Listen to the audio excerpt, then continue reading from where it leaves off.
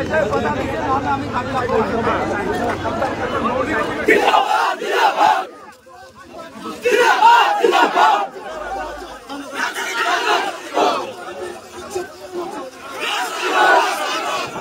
ইতিমধ্যে এনাউন্স কৰিছো মাননীয় মুখ্যমন্ত্ৰী ৰাজ্যপাল আৰু ৰাষ্ট্ৰপতি আমি মেমৰেণ্ডাম দিম আৰু মিডিয়াত আপোনালোকৰ বন্ধ কৰিব লাগিব। যদি আজি আৰু উচ্ছেদ চলি থাকে অনুৰোধ কৰিছে শুনক না, যদি আকৌ উচ্ছেদ চলি থাকে এখানে পুনৰ সংস্থাপন লাগে তাৰ পিছতহে কথা হ'ব, তাৰ আগত কোনো কথা নহয়। আমি কৈছো উচ্ছেদ আমি বন্ধ কৰিবই লাগিব, কোনো ৰাইজক দমন কৰিব নোৱাৰে। এই ৰেলী চেণ্টাৰত মানুহখিনি ক'ত যাব?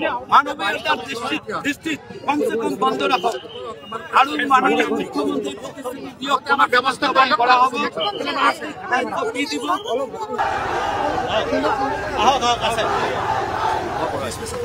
কেইবাজন সতীৰ্থক ইতিমধ্যে আৰক্ষীয়ে গ্ৰেপ্তাৰ কৰিছে।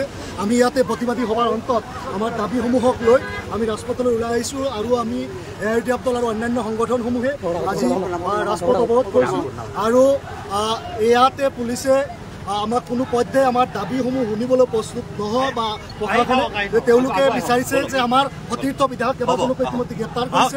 ৰাইজৰ ওপৰত ইতিমধ্যে যিমানখিনি চাপ সৃষ্টি কৰা হৈছে যেন ইয়াতে পৰিৱেশটো তেওঁলোকে বিঘ্নিত কৰিব বিচাৰিছে, কিন্তু আমি আমাৰ দাবীত অবিচল, আমি আমাৰ দাবীত অটল যে ইয়াতে উচ্ছেদিত মানুহখিনিক সংস্থাপন কৰিব লাগিব আৰু পুনৰ সংস্থাপন অবিহনে কোনো মানুহক উচ্ছেদ মানি লোৱা হ'ব।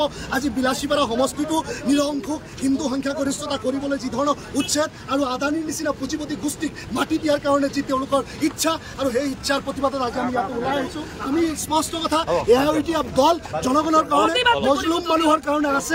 আমি আছো, এবাৰ নহয় হাজাৰবাৰ আমি গ্ৰেপ্তাৰ হ'বলৈ ভয়। আমি